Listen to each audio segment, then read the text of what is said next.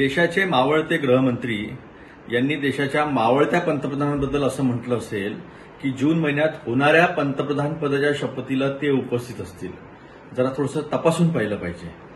भंडाऱ्यापासून तर पंजाबपर्यंत शेतकरी यांना गावात घुसू देत नाहीत. स्वतः अमित शहांना पंजाबमध्ये शेतकऱ्यांनी घेराव घातला, पळवून लावलं आणि तरी पण लोकांच्या डोळ्यामध्ये धूळ झोकण्याचं काम जे आहे यांचं सुरूच आहे. आणि अजितदादांचं काय म्हणायचं? बारामतीच्या निवडणुकीनंतर अजितदादा दिसलेच नाहीत. अजितदादा कुठे मुंबईच्या प्रचारामध्ये होतेच नाही. आता त्यांच्यासमोर प्रश्न हा पडला की 4 जूनला वेगळा निकाल लागला म्हणजे इंडिया आघाडीचं सरकार आलं तर कसं करायचं?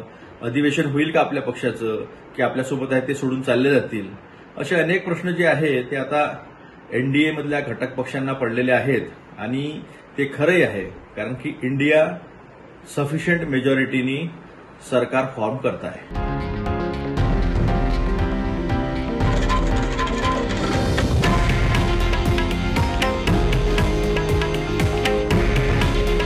हे आहे देशातील नंबर 1 न्यूज नेटवर्क आणि आपण पाहत आहात TV9 मराठी.